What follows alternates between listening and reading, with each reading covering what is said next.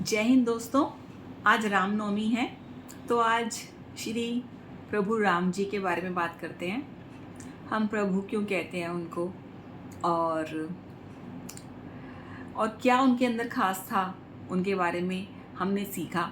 जब हम बचपन में थे और रामायण आया था, तो रामायण शायद पहली बार इतना ध्यान से सभी लोगों ने देखा था, और रामानंद सागर जी ने बनाया था इतना अच्छा कि कर्फ्यू लग जाया करता था रोड्स पे। उस वक्त अगर बाहर देखे तो कोई नहीं दिखेगा, सब लोग जहाँ जहाँ भी होंगे तो टीवी के आगे बैठ जाएंगे।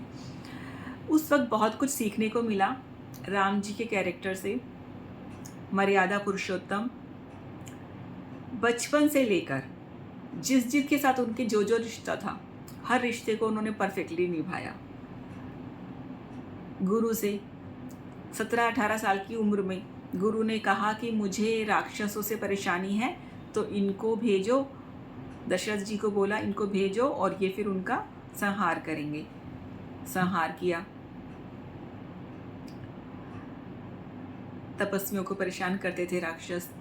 फिर माता ने चाहा, कैकेयी माँ ने, कि भरत को राज्य मिले और राम को वनवास, तो बिना कुछ रिएक्ट किए और आराम से वनवास के लिए चले गए।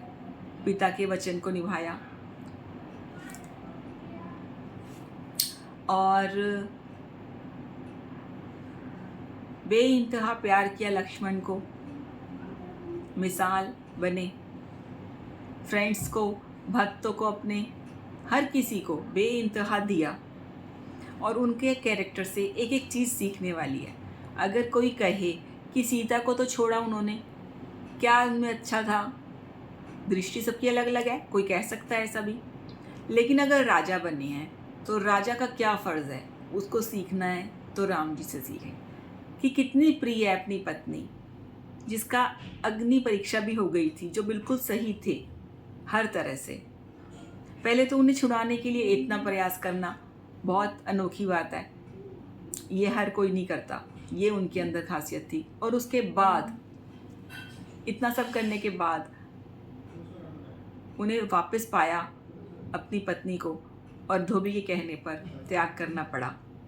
उस वक्त उनके दिल की क्या हालत होगी सोचो, क्योंकि उनके पांव बंधे थे राज सिंहासन से, मतलब कि उनको देश के लिए फ़र्ज़ निभाना था। उसके लिए उन्होंने अपनी प्रिय पत्नी का त्याग किया। सोच के देखो, वो उस कैरेक्टर से इतना कुछ सीखा है, इतना कुछ सीखा है, क्या कहें। हर किसी के लिए अच्छा अच्छा अच्छा। अंत समय में रावण से भी शिक्षा लेने के लिए लक्ष्मण को बोला और वो चीज़ें सिखाई। हर मिनट कुछ ना कुछ सिखाया, हर बात में। शबरी इंतज़ार कर रही थी कि दर्शन होंगे उनके। शबरी के गुरुजी ने कहा था, तुम भील जाति में हो और तुम्हें दर्शन होंगे, तो दर्शन दिए। उसके झूठे बेर खाए। झूठे बेर कहने को झूठे बेर हैं, लेकिन हकीकत में देखा तो उनका प्यार था। उस प्यार को भी समझते थे। राजा होके एक एक चीज़ को बारीकी से समझते थे। हम साधुओं में देखते हैं ऐसी चीज़, और वो भी कुछ ही खास साधु में, वो उनके अंदर कैरेक्टर में थी बात। कितने सुलझे हुए और कितने तपे हुए और कितने शांत और कितने